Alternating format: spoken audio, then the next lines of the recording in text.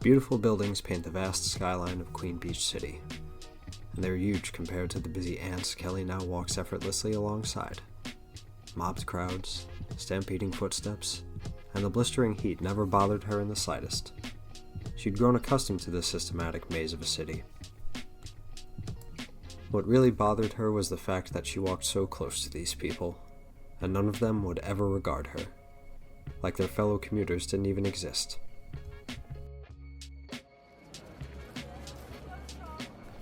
Kelly joins the busy herd down the flight of stairs. Searching the room, she scours every corner, finding Max sitting on a bench, twiddling his thumbs like a lost toddler. She finds it endearing. To say that Kelly is a tall girl would be generous, her height average, but barely so, while Max can be considered short by most people's standards. His hair was disheveled and without a proper cut in who knows how long, and his less-than-maintained yellow glasses hid adorable baby blue eyes. It was this sight that brought a bit of light to Kelly's face. Miss me? Hey, yeah, I did. You have no clue how excited I am for this. It'll be great to have some company at my place. Are you sure I'm not a burden? No. You don't get to do that here, mister. I want you here. So none of your humble farm boy routine. Got it? Farm boy routine? Mm-hmm. And while we're at it, don't leave my side. This city is a maze. I mean, I'm sure it's not that bad. Just because I'm a farm boy doesn't mean I'm gonna get lost. We'll see about that. Come along now, farm boy. I got some sights to show you. Shouldn't I put my bags down first? That's no fun. We have several stops on the way to my place, so let's not waste a moment. And with that, she led him out of the train station and into the bustling, crowded maze known as Queen Beach City. We now make our way to the docks of the city, one ship making its way to shore.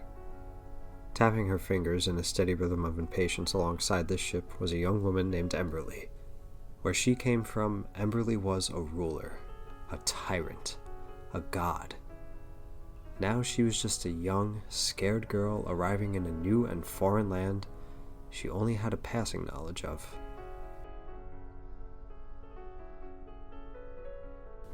The rusty ship she had originally set sail on after her banishment had crashed on a deserted island. For several weeks, she cursed that ship, and the ocean, and she cursed her people, who were supposed to obey their ruler. So there she remained, the only citizen of that damned island, and therefore, its queen. But that didn't give her any solace. Not when the skeleton of its previous monarch was sitting there as a warning that freedom from that island was near impossible. Luckily, fire was on Emberly's side. She kept on going for as long as she could, refusing to give up her attempts at liberation. And as luck would have it, that resilience paid off when she had been picked up by a sailor and his small crew. The sailor was called Peter, who is now the man by Emberly's side as the ship approaches Queen Beach City. We're here. Thank you for taking me here. I know it was out of your way. And for not asking questions. Do you mind if I ask one before you go? Go ahead. Well, you said you were exiled, and you're so young. Whatever could have happened? People fear those more powerful than them. Well, that's dramatic. What was that? It was probably a supervillain attack. Supervillain? Usually that's what a police siren in the city means. Tell me more. Very well then.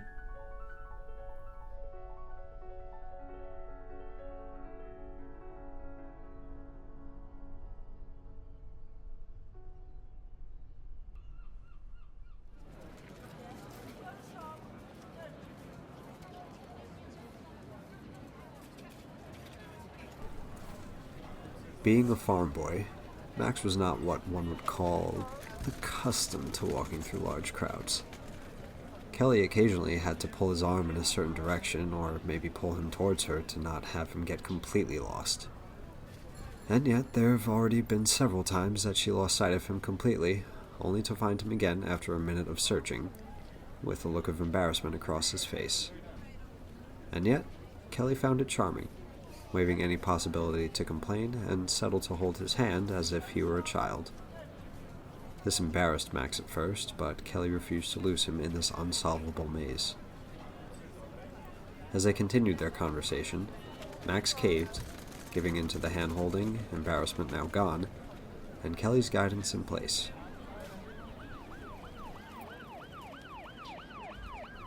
Suddenly, Kelly and Max turned to seeing what could only be perceived as a supervillain rushing out of the smoke, 2 bags of money in hand, and an enormous slab of meat by his side. This is T-Bone. Hey, seems like you're not the only one from Quaint Town, huh? Kelly goes to nudge Max, but she only finds hollow air. What? How'd he get lost again? The spectacle is one to behold whether you are an amateur or aficionado of superhero culture. Being the latter of the two, Kelly's gaze shifts back to the events before her. Taking the attention of the gathered crowd with great satisfaction, T-Bone then bent the meat in his hand to his will in a great display of power. Check this out!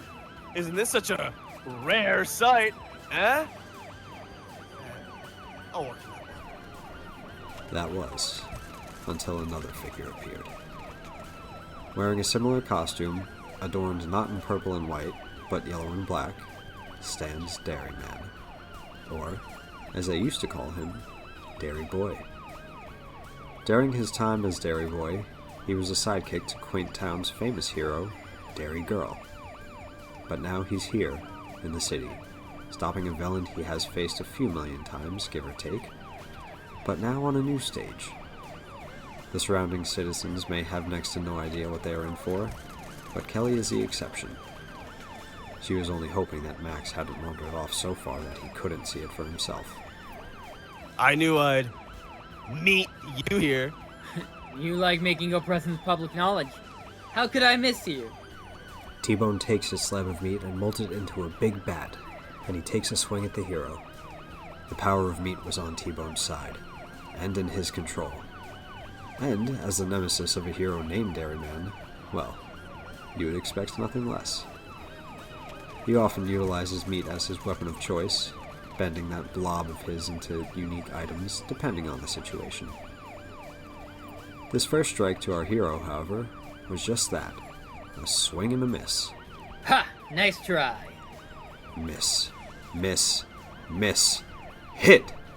The hit sends the hero skidding back, but Dairyman seems fine. Sticking his hand out, he fires a beam of milk from it, but T-Bone dodges swiftly. Landing from this evasive action, the two give each other a smirk.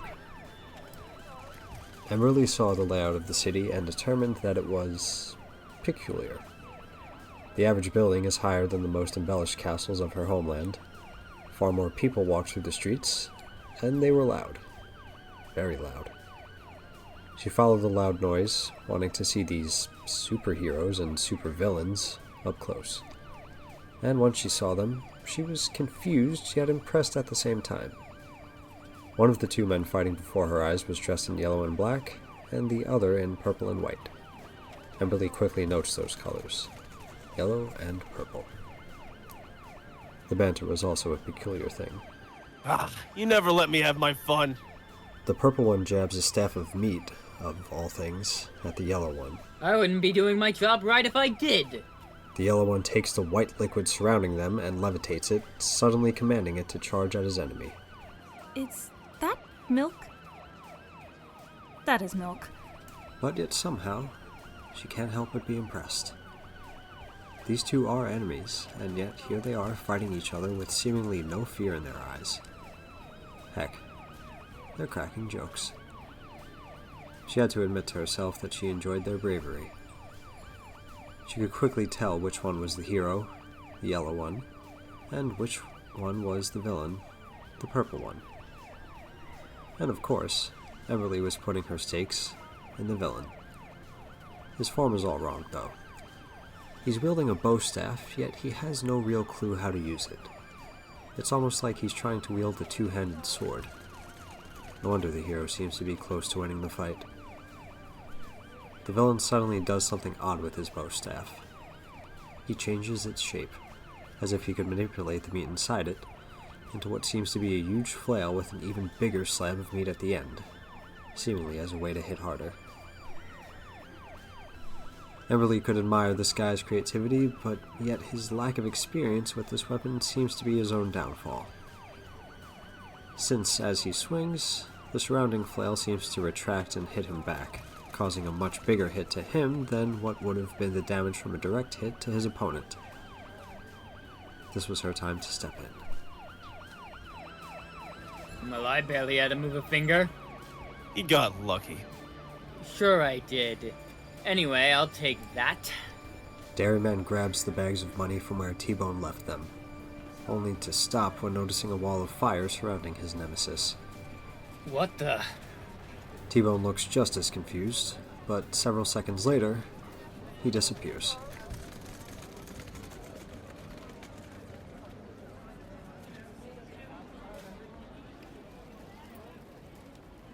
Teleportation? Dairyman stands there in surprise. He murmurs something to himself as a hint of worry appears on his face. But that quickly goes away when he's surrounded by a bunch of civilians who seem to want to ask him questions. Sorry, gotta go, gotta go. As the crowd disperses, Kelly starts looking for Max in it with no sign of him. She quickly worries, but as she dashes off to look for him, she ends up colliding with him instead. Max? I know you don't like me running off, but did you have to knock me over? Sorry. You had me worried. Oh, I was trying to find a better spot to see the fight, but I got lost and I missed it. Ouch. Well, sure you've seen plenty of Dairyman fights, huh? I think I've practically seen them all. Can we please get out of this crowd? Yeah, maybe that's smart. T-Bone stirs awake. One moment, he was fighting his nemesis, and the next, he was in a nearby alleyway. Luckily, he's hidden from the prying eyes who would have been watching him. He then noticed the unfamiliar figure looking down at him. His savior was a woman, a young one at that, who looked cute but also somewhat terrifying at the same time. A scary-looking ginger, if you will, who looked somewhere between lost and refined. She stood regally, but also tried to keep prying eyes on the street away from her.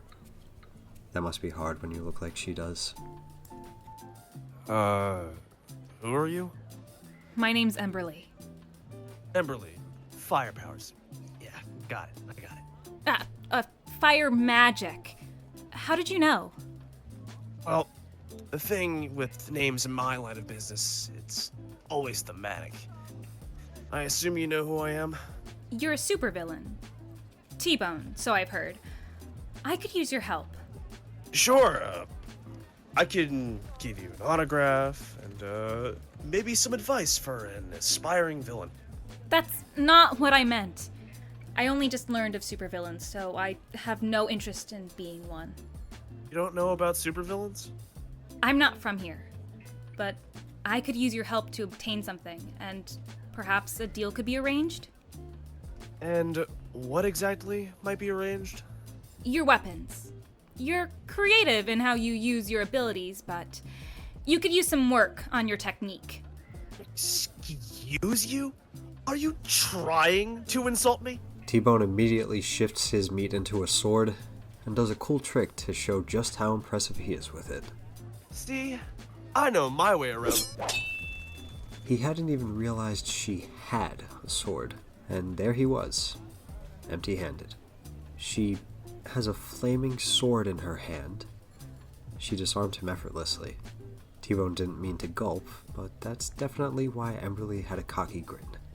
Okay, I'm listening. Perfect. It's a pleasure to meet you. Haha, yeah, like I haven't heard that one before.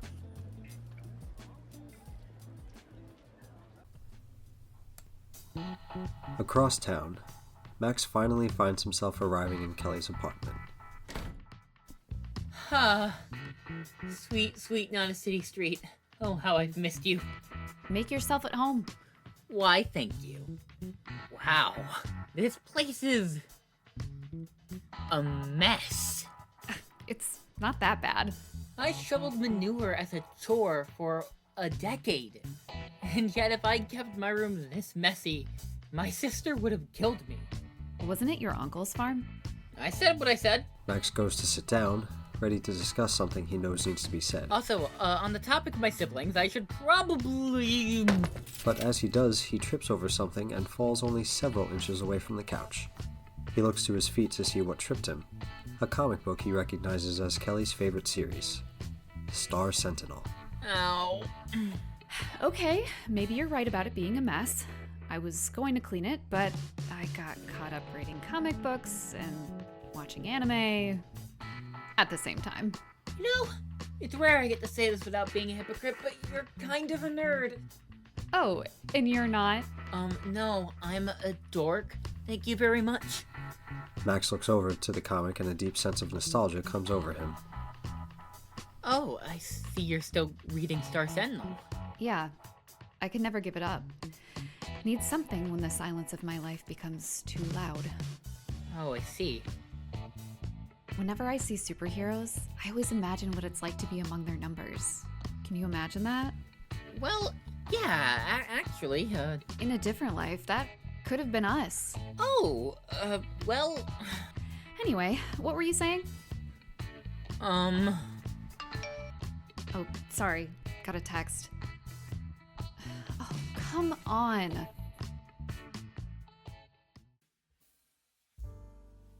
Emberly had been waiting for T-Bone for about 10 minutes, and she was getting the sense that the coward wouldn't show. But before she could turn to find another option, she saw him arriving. So, you showed. Yeah. Here, take this. T-Bone tosses her a boring, colorless brooch. Took me a bit to secure it, but trust me, I want it. What's this? You're welcome. When you said you were getting me a brooch, I wasn't expecting this. Why would I want to accessorize with something so bland? It's called a mirage. It's what allows us to change it into our supersuits with ease. We don't exactly want our identities out there. I see. Your elaborate costumes make more sense if their purpose is to keep your real identities hidden. Let me guess. Your real name isn't actually T-Bone? Sometimes, might as well be. And how do I activate this? Put it on. It'll change color and probably style to something you like. When it does, you press the button twice, then poof, costume. He shows off his purple ring. When she puts on the brooch, to no surprise, it turns red for her. It also turns into a pretty floral design that now sits nicely on her chest, with what appears to be a ruby in the center. What do the designs mean? No one knows. I'm not gonna complain though. I like purple. So, have you found what I was looking for? Yeah. The only thing I could find of something similar to the description you gave me is found here in the city. There, Valpone Labs. Oh, before I go and risk my neck for you, what exactly does this do? Let's just say it's a family heirloom. Yep, that's helpful.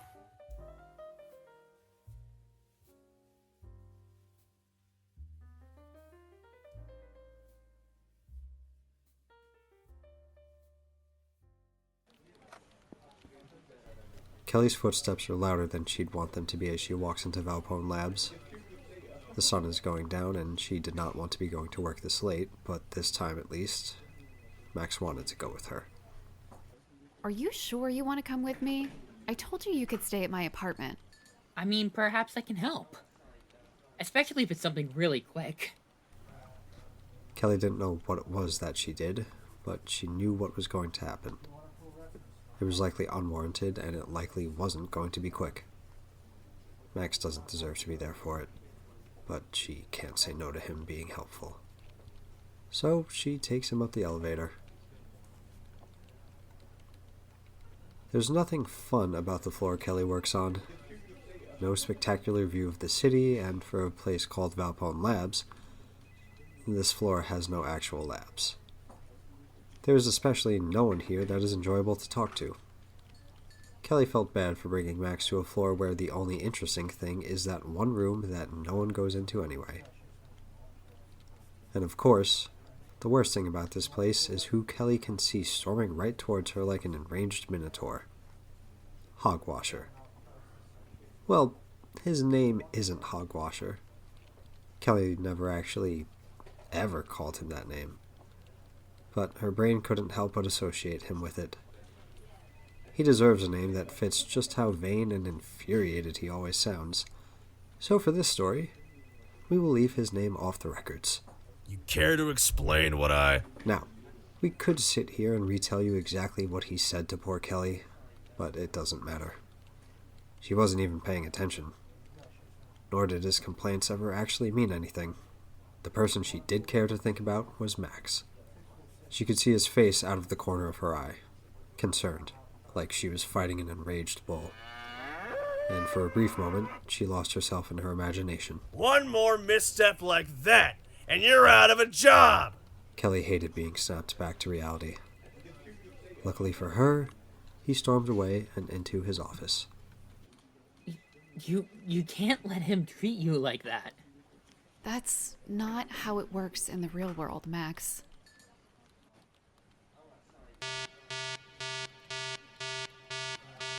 Oh no. What happened? Supervillain attack in room SHA-13. Quickly knowing that they should go, she goes to turn back to Max, but he's gone yet again. Oh, come on! The room Dairyman follows the alarm to is long, wide, and easily 3 times his height. An enormous room with only one item, a golden lustrous crystal. He notices 2 figures who got there before him, and he hides successfully behind the door. He could see the figure he instantly knew as T-Bone. He's hard to miss, really. But he didn't recognize the woman he was with. She looks like some evil sorceress from a fairy tale. Alright, this has gotta be it. It is. So, no traps? They usually expect a superhero to come and stop us. Gee, I wonder why. Like so. Well, Dairyman, I'm glad you're here. Would you like to meet my new friend? A new ally? Who are you? It's none of your business. Now get out of here before I incinerate you. She does not seem like the bantering type. She doesn't pay much attention to him anyway, only turning to the crystal. Luckily for the hero, he's faster, and rushes in between her and her prize. I'm afraid I can't let you do that. And why not? You don't understand how heroes work, do you? We're supposed to stop villains from getting what they want, and you're with that buffoon over there, so I'm assuming you're a villain. Yeah, she's with me. Wait, hey!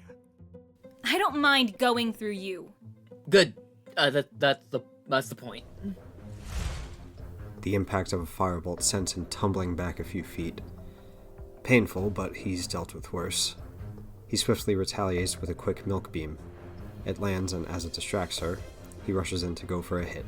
But as he goes for a hit, she quickly pulls up a magic shield that blocks his attack, and she is suddenly smirking at him as her eyes glow red. Oh, no. That is the only word he gets out before being surrounded by what he only sees as fire coming directly from her, yet in all directions. She makes her way to the crystal. Luckily for Dairyman, the blast sent him in a direction that was still in her way.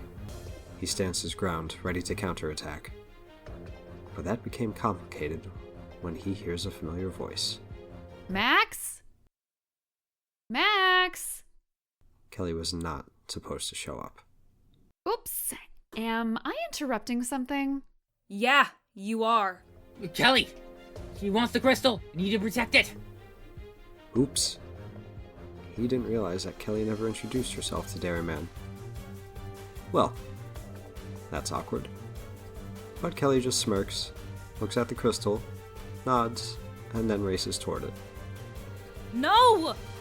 Dairyman acts quickly and gets in between Emberly and Kelly with a wave of milk. You're not done here! He delivers a few precise blows to her, causing her to stumble back into a daze. Exactly what he was hoping for. T-Bone! There's a pause in him, but T-Bone does rush over to stop the sprinting Kelly. As he gets close, she meets him with a quick jab to the face. Dairyman was already aware of her hard right hook, exactly why he wanted her help, and he couldn't help but enjoy the look on his nemesis's surprised face. He can't bask in it for long, as he suddenly has to dodge another fiery barrage of attacks. But Kelly makes it to the crystal first and is spotted immediately by their opponent. No!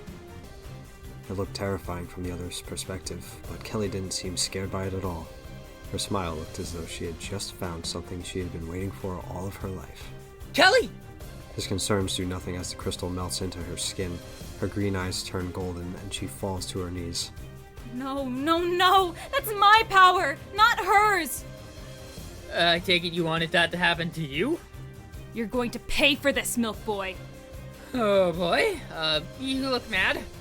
He quickly rushes at her and goes for a punch, but as he does, a simple eye-glowing glare from her pauses him in his track, mid-punch.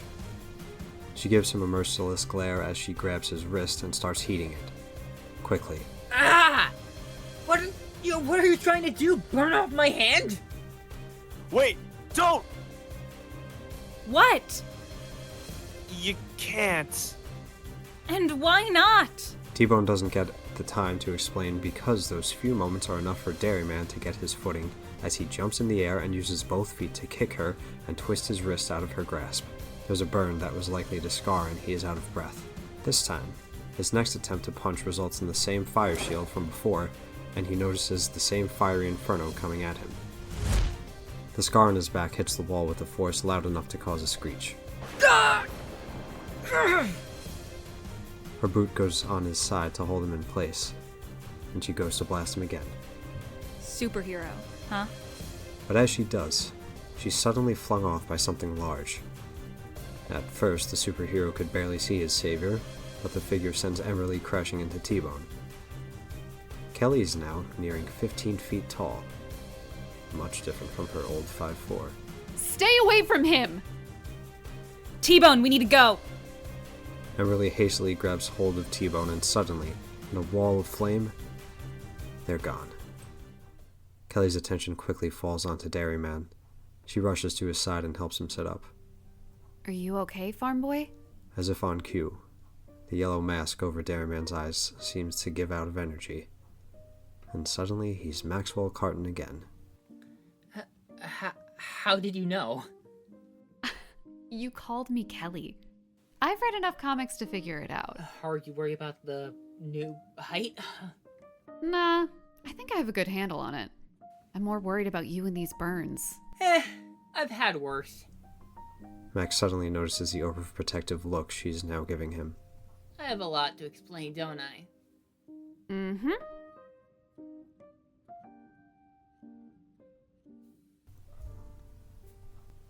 Emberly's spell teleports her and T-Bone into a nearby alleyway. And of course, her fury has not subsided at all. No, no, no, no, no! Punching a wall seemed impractical, but it was the only thing she could think to do. And it hurt. It was supposed to be me! It's my damn birthright! What were you doing in there? You could have killed him or Kelly. So? What do you care? Isn't he your enemy? He's my nemesis. That means more than just the person you fight every day. It's a bond. What? What are you talking about? Wait, you knew the name of the girl back there. Yeah, that's Kelly. She's a friend of his. I'm sorry, are you friends with him? Of course I am. He's my nemesis. In a blind fury, she slams him against the wall. That's not what nemesis means! Well, clearly you've been mistaken about what being a supervillain means. She lets him go and walks away. I'm done. Not so fast. You still have to teach me to use my weapons. Oh, do I now? She creates a flame in her hand and blows on it so that embers swirl around his head a bit. A sleep spell she developed. He instantly falls to the ground, passed out. His mirage gives out on him, and she gets a good look at the person behind the mask. She goes to turn her back on him, but stops. She owes him, at the least, making sure he's not taken advantage of. She notices a suitable hiding place and determines it'll do. Kelly got a lot of the origin story from Max that night. Honestly, she was surprised she hadn't figured it out sooner. She knew his siblings. She knew Dairyman also had older siblings too. It was all so surreal. She should have known better. She did her best to try and tend to his wounds, but he tried to assure her that his powers let him heal faster. Kelly and Max walked the city streets again the next day, and Max is still very bad at navigating large crowds. But Kelly doesn't mind guiding him. She soon notices Max getting distracted by something in a nearby alleyway. What's the matter, farm boy? Don't get lost on me again. I know your secret now. It's, not that. Max rushes into the alley, and there, unconscious on the ground, is a boy that he quickly recognizes. He stirs his friend awake. Eddie, are you okay? Max, are you okay? I'm sorry, I didn't realize last night was gonna get so rough. Huh? Eddie is T-Bone. Who did this to you? Was it that fire girl? Yeah, some kind of sleep spell. I'm alright. How about we get you some coffee? Yeah, I like that. She's gonna regret double-crossing me. I'm sure she will, buddy. I'm sure she will. Hello, and thank you for watching Star-Marked Queen Beach City. If you like what you just listened to, we would really appreciate it if you liked, subscribed, and shared with your friends. We're excited to bring you this story full of fun and adventure.